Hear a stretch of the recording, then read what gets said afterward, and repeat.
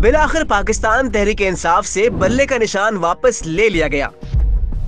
लेकिन क्या आप जानते हैं कि बल्ला पीटीआई की फर्स्ट चॉइस था ही नहीं? है ना चौंका देने वाली बात। और क्या आपको ये भी मालूम है कि बल्ला पीटीआई से पहले किसका इंतखाबी निशान था?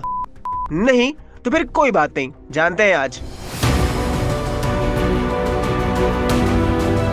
बल्ले, तीर, शेर, पतंग और तराजू पर बात करने से पहले ये समझते हैं कि इंतखाबी निशान क्यों जरूरी होता है। तो जनाब, इंतखाबी निशान किसी भी सियासी जमात या उम्मीदवार की शनाख्त होता है।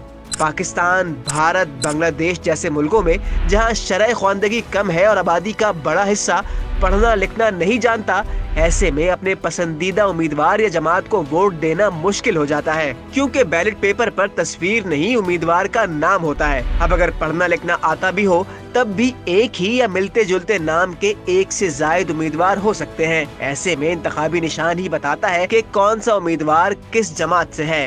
इंतखाबी निशान सियासी जमातों की पहचान भी बन जाते हैं और वोटर्स की इज्तिमाई याददाश्त का हिस्सा भी, और इसीलिए इन्हें बरकरार रखना इंतखाबात में कामयाबी की एक जमानत भी समझा जाता है। इसीलिए जमातें अपने इंतखाबी निशानात के लिए हर मुमकिन कोशिश करती हैं, लेकिन इस सब के बावजूद माजी में सियासी जमातों के इंतखाबी निशान तब्दील होते रहे हैं, और इसकी सबसे मशहूर मिसाल पाकिस्तान पीपल्स पार्टी है। पीपी का ओरिजिनल इलेक्शन सिंबल तलवार था, जो कि जुल्फिकार अली भुट्टो के नाम से मुमासलत रखता था। जुल्फिकार हजरत अली की तलवार का नाम था। 1970 में होने वाले आम इंतखाबात में पाकिस्तान पीपल्स पार्टी पहली मर्तबा मैदान में उतरी और मगरबी पाकिस्तान की अक्सरियती पार्टी बनकर सामने आई। 1977 के इंतखाबात में भी तलवार ही पीपी का इंतखाबी निशान रहा। इसी साल मुल्क में मार्शल लॉ आ गया और अगले इंतखाबात 1985 में हुए, जो कि गैर जमाती बुनियाद पर थे, और पीपी ने उसका बाइकआउट किया था। इस इंतखाबात में हर उम्मीदवार का अपना अलहदा इंतखाबी निशान था। 85 के बाद इंतखाबात 1988 में हुए, जिसमें पाकिस्तान पीपल्स पार्टी मोहतरमा बेनजीर भुट्टो की क़यादत में मैदान में आई, लेकिन यहाँ उनका सामना एक सरप्राइज से हुआ। इलेक्शन कमीशन ने इंतखाबी निशानात की फहरिस्त से तलवार गायब कर दी थी। अब इसकी वजह क्या थी वो अलहदा बहस है, लेकिन तलवार की अदम मौजूदगी में पीपी ने तलवार से मिलते जुलते तीर को अपना निशान बनाया।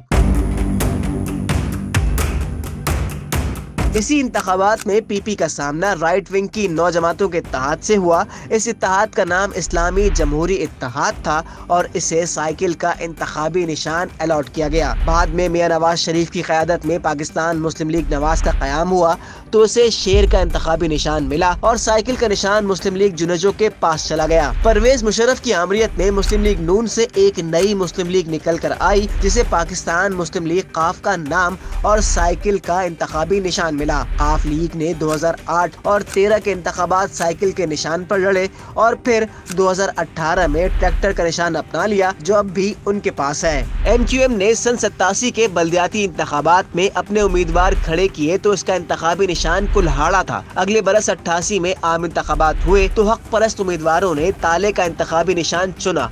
उस वक्त MQM उम्मीदवार आजाद हैसियत में इलेक्शन लड़ रहे थे और हक परस्त कहलाते थे। सन 90 से MQM ने पतंग को अपना इंतखाबी निशान बना लिया। अब बात करते हैं बल्ले की, तो बल्ले का इंतखाबी निशान 1985 में गैर जमाती इंतखाबात में दिखाई दिया। इन इंतखाबात में कौमी क्रिकेटर सरफराज नवाज ने आजाद हैसियत में हिस्सा लिया, तो इलेक्शन कमीशन ने उन्हें उनके पेशे की निस्बत से बल्ले का इंतखाबी निशान अलॉट किया। सरफराज नवाज लाहौर से इंतखाबात जीतकर रुकने पंजाब असेंबली भी बन गए। पाकिस्तान तहरीक इंसाफ पहली मर्तबा 1997 में मैदान में उतरी। बैलेट पेपर पर बल्ला तो था, लेकिन ये PTI का इंतखाबी निशान नहीं था। इस इंतखाबात में बल्ला पाकिस्तान निजात पार्टी का इंतखाबी निशान था। पाकिस्तान तहरीक इंसाफ इस इंतखाबात में चिराग के निशान के साथ इलेक्शन लड़ रही थी। पाकिस्तान तहरीक इंसाफ से मिलते जुलते नाम की जमात PTI से पहले चिराग के निशान पर इलेक्शन लड़ चुकी थी। 1988 के इंतखाबात में पाकिस्तान इंसाफ पार्टी का निशान चिराग था। 1997 में जब PTI इलेक्शन में गई तो उसका निशान चिराग था, लेकिन इलेक्शन से कबल PTI ने इंतखाबी निशान की तब्दीली की दरख्वास्त दी थी कि उन्हें बल्ले का इंतखाबी निशान अलॉट किया जाए, क्योंकि ये उनके सदर के प्रोफेशनल करियर को रिप्रेजेंट करता है। लेकिन बाद में PTI ने यह दरख्वास्त वापस ले ली थी। मज़ीद न्यूज़ अपडेट्स और डिजिटल स्टोरीज के लिए सब्सक्राइब करें डॉन न्यूज़ पाकिस्तान।